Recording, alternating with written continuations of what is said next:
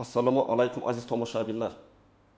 Bugungi videomiz nihoyatda muhim va dolzarb mavzuga bag'ishlangan bo'lib, ayniqsa keksa yoshdagi hurmatli pensionerlarimiz uchun hayotiy ahamiyatga ega.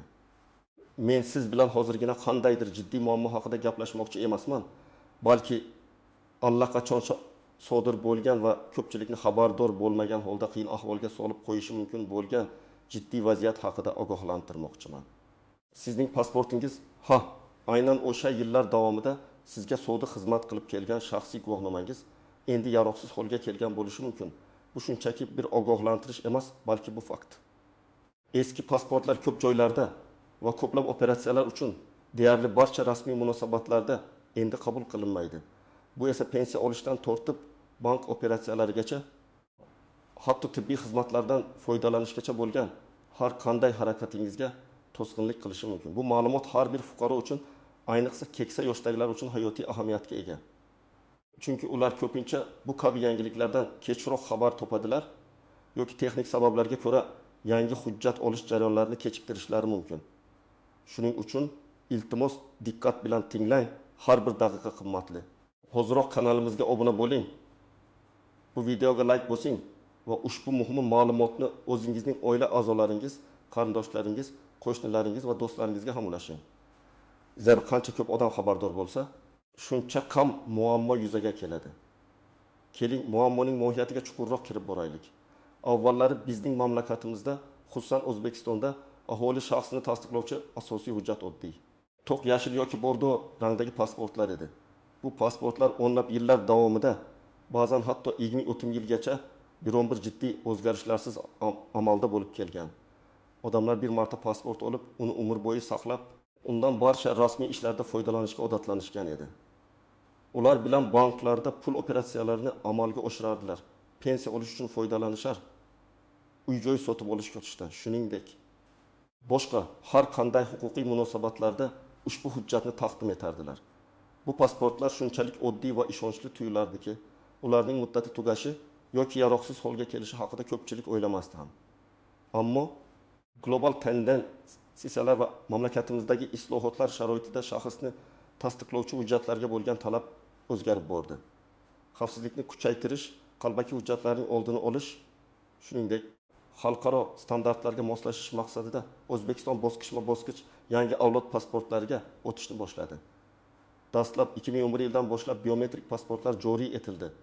Bu ko'k rangli, ichida egasining biometrik ma'lumotlari, ya'ni barmoq izlari va raqamli fotosurati saqlanuvchi maxsus chip bo'lgan hujjat edi. Bu pasportlar eski oddiy pasportlarga nisbatan ancha ishonchli va himoyalangan edi.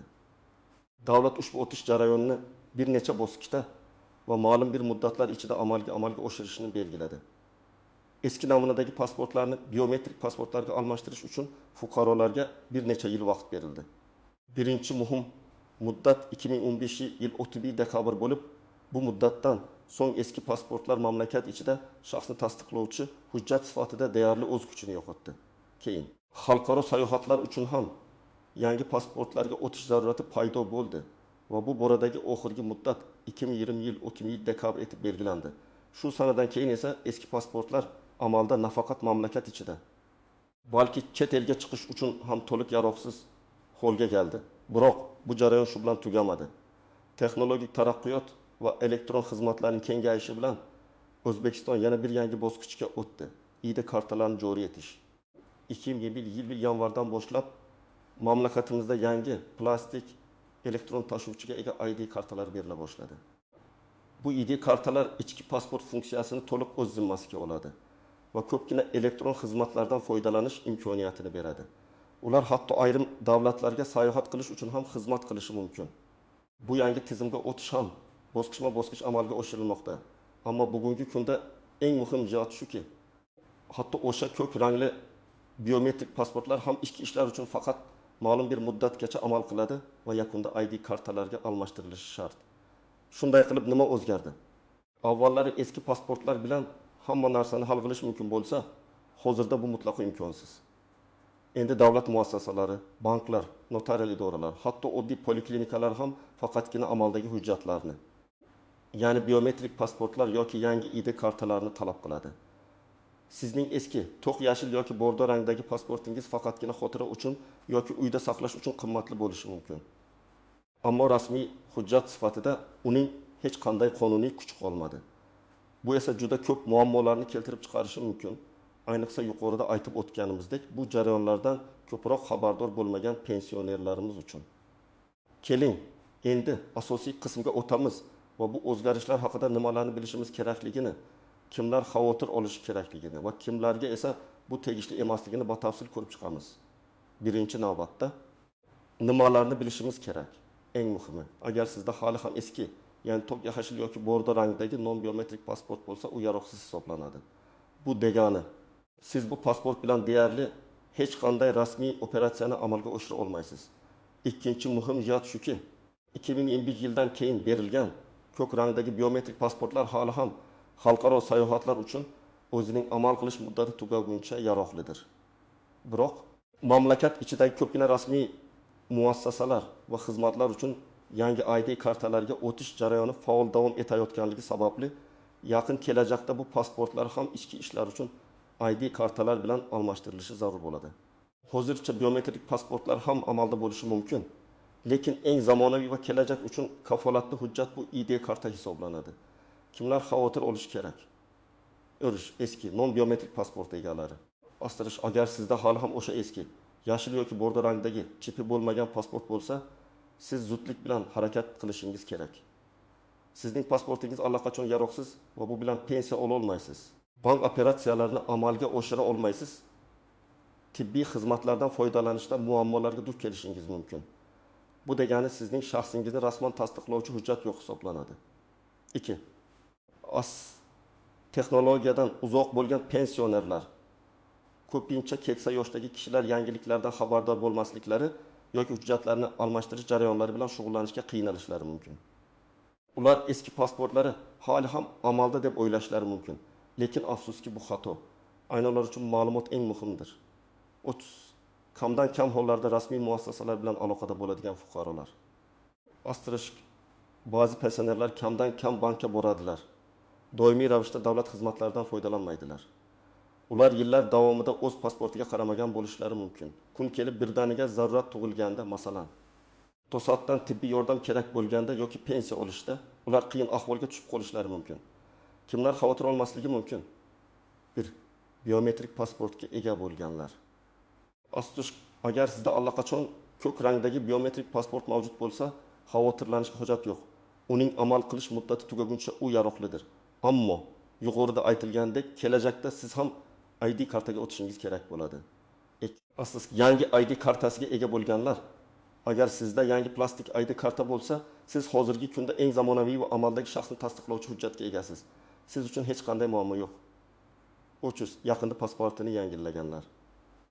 Astirish, agar siz yaqinda biometrik pasportga yoki ID kartaga almashtirgan bo'lsangiz, demak siz to'g'ri ish qilgansiz. Endi esa ushbu vaziyatlar qanday real hayotiy muammolarga olib kelishi mumkinligini bir nechta misollar yordamida ko'rib chiqaylik.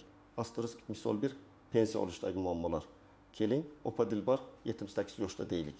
U har oy o'z pensiyasini bankdan yoki pochta bo'limidan olishga odatlangan. Uning hali ham o'sha to'q yashil rangdagi eski pasporti bor.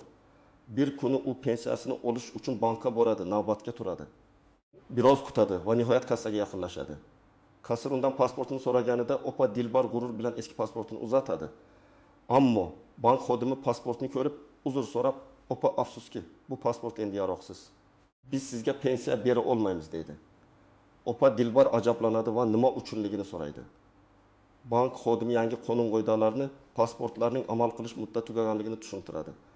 Opa Dilbar nima qilishni bilmay, xijolatda va ranjigan holda uydan chiqishga majbur bo'ladi.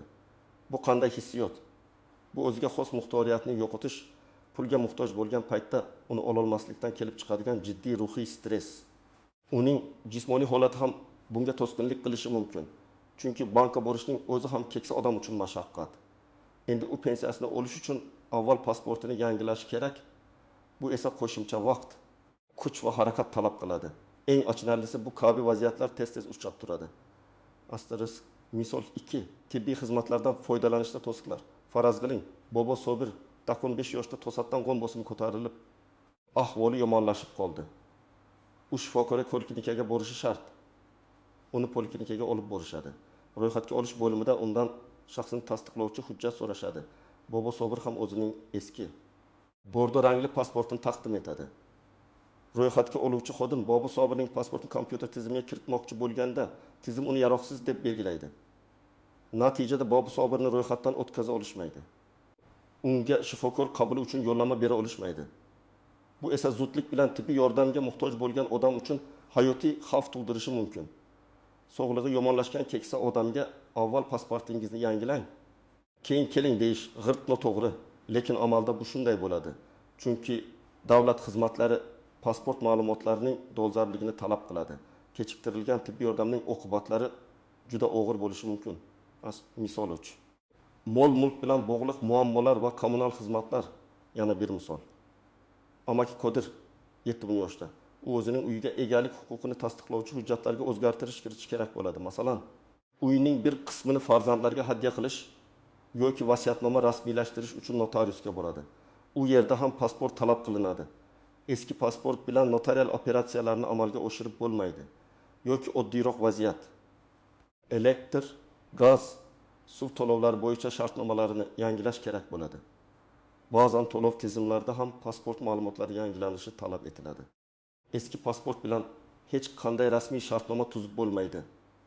Mulkni ro'yxatdan o'tkazib bo'lmaydi. Hattoki kommunal xizmatlar uchun to'lov shartnomalarini yangilash ham mumkin emas. Buning sababi huquqiy ahamiyatga ega bo'lgan har qanday operatsiya uchun faqat amaldagi qonuniy kuchga ega bo'lgan shaxsni tasdiqlovchi hujjat talab qilinadi. Bu vaziyatda Amaki Qodir o'zining mol-mulki bilan bog'liq ishlarni hal qila olmaydi. Bu esa moliyaviy va huquqiy muammolarga olib keladi. Misol 4. Transport va sayohatdagi cheklovlar. Keksa yoshdagi fuqarolarimiz ba'zan o'z nevaralarini ko'rgani boshqa shaharga yoki qishloqqa borishni xohlashadi. Masalan, poyezd yoki shaharlararo avtobusda sayohat qilishga to'g'ri keladi. Chipta sotib olish uchun ham shaxsni tasdiqlovchi hujjat talab qilinadi. Agar ularning pasporti eski bo'lsa, kassada chipta sotib olishda rad javobini olishadi. Poyezdda yoki avtobusda tekshiruv punktlarida ham muammolar yuzaga kelishi mumkin. Ularni transportga chiqarmasliklari ehtimoli bor. Bu nafaqat noqulaylik, balki keksa yoshdagi odam uchun yo'lda qolib ketish, uyiga qaytib ketishga majbur bo'lish kabi jiddiy qiyinchiliklarni keltirib chiqaradi. Ko'rib turganingizdek, eski pasportning yaroqsizligi hayotimizning turli jabhalarda jiddiy to'siqlarga sabab bo'ladi va shuning uchun bu masalaga jiddiy e'tibor qaratishimiz shart. Endi esa keling, bu qoidalar qanday istisnolarga ega bo'lishi mumkinligi, qanday tuzoqlarga tushib qolmaslik kerakligi va ba'zi bir noaniq jihatlar haqida batafsil gaplashamiz. Istisnolar, afsuski, eski non-biometrik pasportlarning amal qilish muddati tugaganligi sababli deyarli hech qanday istisno mavjud emas. Ya'ni bu pasportlar bilan biror bir rasmiy operatsiya amalga oshirish mumkin emas. Bu qonuniy hujjatlar va tizimli o'zgarishlar bilan bog'liq bo'lganligi sababli banklar, davlat idoralari va boshqa tashkilotlar qonunga qat'iy amal qilishga majburlar. Ba'zi eski hujjatlar, masalan, tarixiy arxivlash maqsadlarida qimmatli bo'lishi mumkin, ammo faol foydalanish uchun ular mutlaqo yaroqsizdir. Shunday ekan, mening pasportim hali amal qiladi, chunki uni hech kim almashtirmagan edi degan noto'g'ri fikrga asoslanmaslik kerak. Agar sizda yashil yoki bordo rangdagi pasport bo'lsa, u yaroqsiz. Bu haqiqatni qabul qilib, tezda harakat qilish eng to'g'ri yechimdir. Hatto biron bir favqulodda vaziyatda ham, masalan, zudlik bilan tibbiy yordam kerak bo'lganida avval shaxsni tasdiqlovchi hujjat talab qilinadi va eski pasport bunga yaramaydi. Bunday holatlarda shifokorlar inson hayotini qutqarish uchun hujjatni talab qilmasdan yordam berishlari mumkin. Ammo bu tibbiy muassasaning xushfe'lligiga bog'liq tizimli qoidaga emas. Shunday bo'lsa-da, keyinchalik rasmiyatchilik bilan bog'liq muammolar yuzaga kelishi mumkin. Tuzoqlar va xatarlar. Bir noto'g'ri ma'lumotlarga ishonish. Eng katta tuzoqlardan biri bu noto'g'ri ma'lumotlarga ishonishdir. Ba'zi odamlar mening qo'shnim eski pasporti bilan falon ishni hal qildi yoki bu faqat chet elga chiqish uchun ichkarida ishlatish mumkin deb o'ylashlari mumkin. Bu mutlaqo noto'g'ri. Yuqorida sanab o'tilgan misollar ko'rsatganidek, eski pasportlar nafaqat xalqaro sayohatlar uchun, balki mamlakat ichidagi deyarli barcha rasmiy operatsiyalar uchun ham yaroqsiz. Bunday noto'g'ri ma'lumotlar odamlarni chalg'itib, ularning muammolarini yanada chuqurlashtirishi mumkin. Ki astirish, ishni kechiktirish, prokrastinatsiya, hali vaqt bor, menga hozir kerak emas kabi fikrlar ko'p hollarda dolzarb masalani hal qilishni kechiktirishga olib keladi.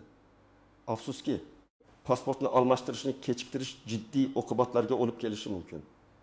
Masalan, eski pasport bilan ma'lum bir muddatdan ortiq yashagani uchun jarima solinishi mumkin.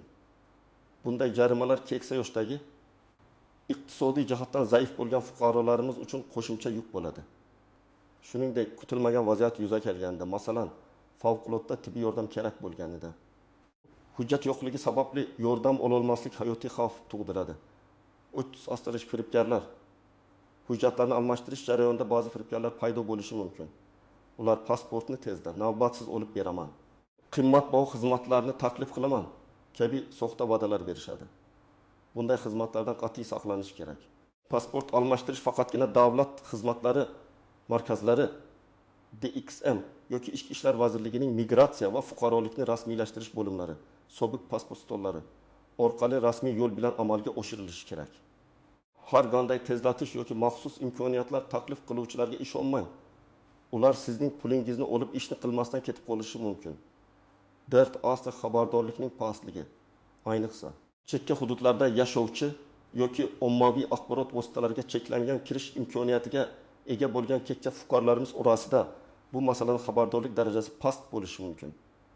Ular bu kabi global o'zgarishlardan bexabar qolib, o'z muammolarini tushunmay, nima uchun menda muammo paydo bo'ldi deb o'ylashlari mumkin. Shuning uchun bu ma'lumotni iloji boricha ko'proq tarqatish juda muhim. Astirish, noaniq jihatlar va muhim nuanslar. ID karta va biometrik pasport o'rtasidagi farq. Bu eng muhim noaniq jihatlardan biri bo'lishi mumkin. Bugungi kunda O'zbekistonda shaxsni tasdiqlovchi asosiy hujjat yangi ID karta hisoblanadi. U ichki pasport vazifasini bajaradi va ko'plab davlat xizmatlaridan foydalanish uchun zarurdir. Ko'k rangli biometrik pasport esa asosan chet elga chiqish uchun mo'ljallangan hujjat hisoblanadi. Agar siz chet elga sayohat qilishni rejalashtirmayotgan bo'lsangiz, ID karta olish siz uchun eng maqbul yechim. Agarda sizning ko'k biometrik pasportingiz hali amal qilish muddati tugamagan bo'lsa, u bilan ayrim ikki operatsiyalarni amalga oshirishingiz mumkin. Ammo kelajakda baribir ID kartaga o'tish tavsiya etiladi. Pensiya olish, bank operatsiyalarini o'tkazish kabi ikki xizmatlar uchun ID karta yanada qulay va zamonaviy yechimdir. Ikki ashxos mazalaning dolzarbligi bu shunchaki kichik bir noqulaylik emas.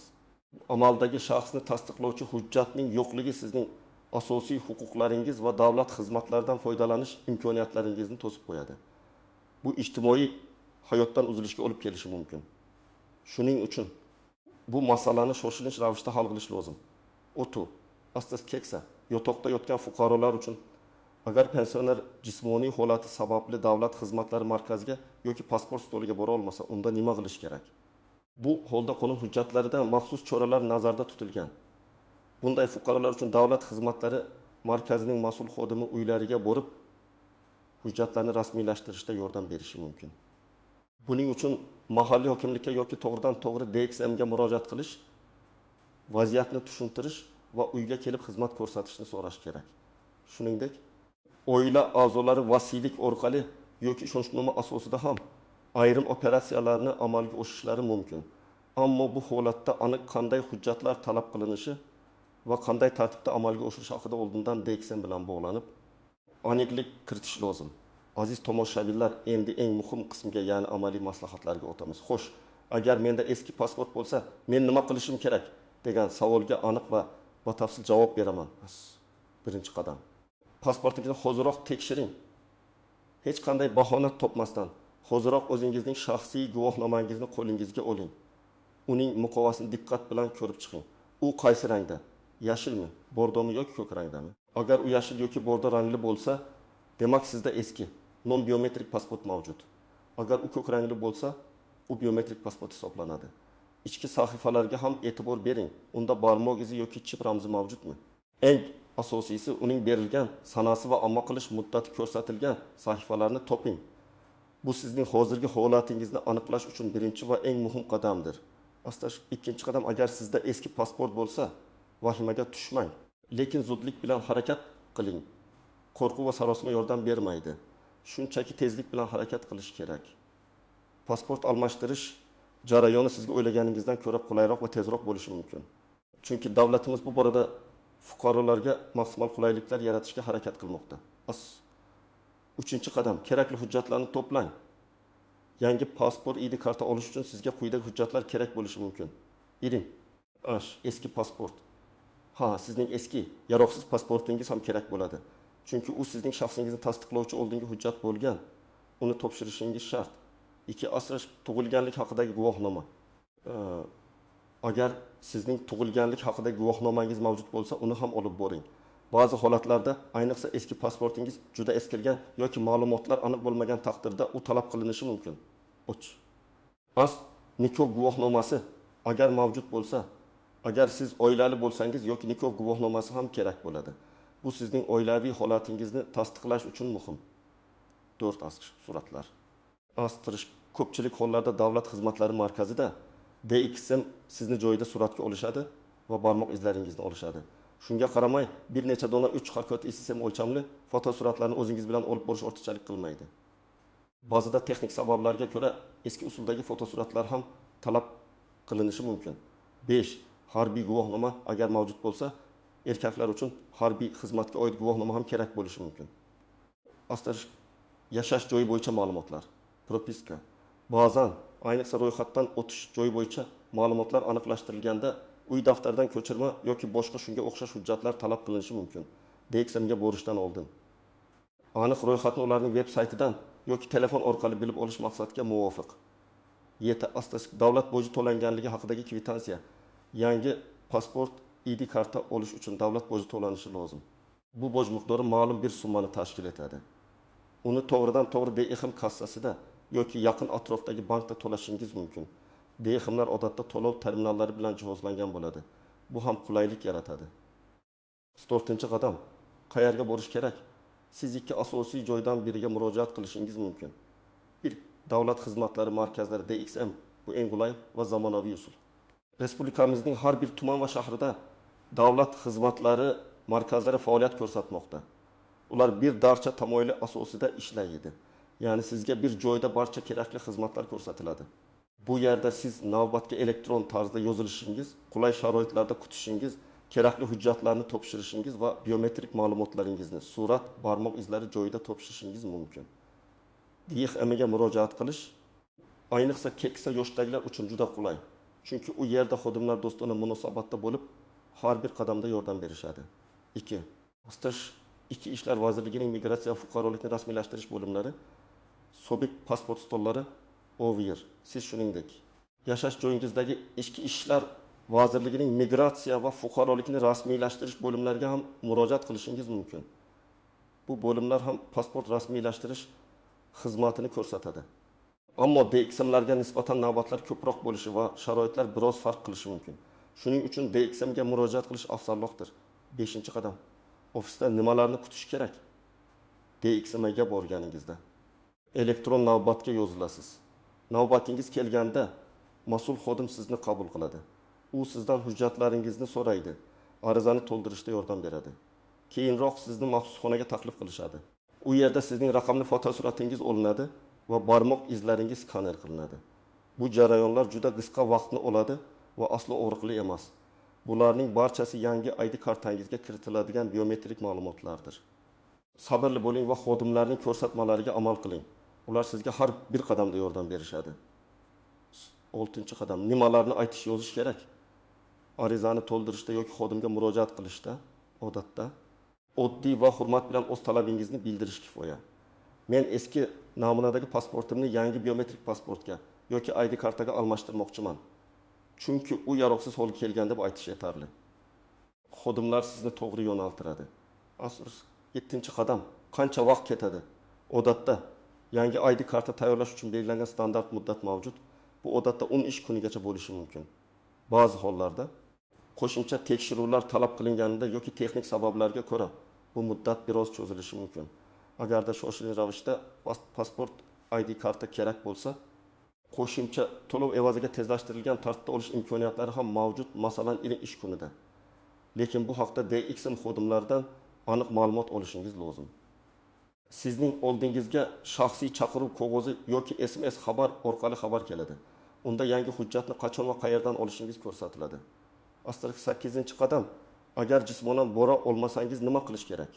Asterisk agar siz yotoqda yotgan bo'lsangiz yoki jismoniy imkoniyatlaringiz cheklanganligi sababli D qismga bora olmasangiz, bu ham hal qilinadigan masala. Bunday hollarda siz yashash joyingizdagi davlat xizmatlari markaziga yoki mahalliy hokimlikka telefon orqali yoki qarindoshlaringiz orqali murojaat qilishingiz kerak. Vaziyatni tushuntirib, uyga kelib xizmat ko'rsatishni so'rashingiz mumkin. DXM xodimlari sizning uyingizga tashrif buyurib, biometrik ma'lumotlarni, fotosurat, barmoq izlari olish va arizani rasmiylashtirishda yordam berishlari mumkin. Bu imkoniyat qonun bilan belgilangan va undan foydalanishdan cho'chimaslik kerak.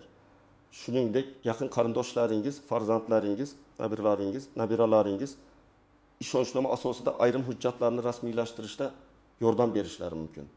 Ammo ID karta olish jarayonining asosiy qismlari, masalan, biometrik ma'lumotlarni shaxsan topshirish har doim shaxsiy ishtirokni talab qiladi. Aziz tomoshabinlar, biz bugun eskirgan pasportlarning yaroqsizligi va bu holatda hurmatli pensionerlarimiz nima qilishlari kerakligi haqida juda batafsil va atroflicha gaplashdik. Umid qilamanki, ushbu ma'lumot siz uchun foydali bo'ldi va sizni harakat qilishga undadi. Unutmangki, bu shunchaki qog'ozni almashtirish emas, balki sizning huquqlaringizni himoya qilish. Rasmiy munosabatlarda muammolarga duch kelmaslik va tinch hayot kechirish uchun muhim qadamdir. Vaqtni boy bermang, hoziroq harakat qiling. O'zingizni, o'z oila a'zolaringizni, qarindoshlaringizni va tanishlaringizni bu muhim ma'lumotdan xabardor qiling. Agarda ushbu video siz uchun foydali bo'lgan bo'lsa, izohlarda o'z fikringizni yozib qoldiring. Biz sizning fikrlaringizga qiziqamiz. Videoga like bosing va kanalimizga obuna bo'lishni unutmang. Bu bizga kelajakda yanada dolzarb va siz uchun ahamiyatli ma'lumotlarni yetkazishga yordam beradi. Sog' bo'ling, salomat bo'ling va doimo xabardor bo'ling.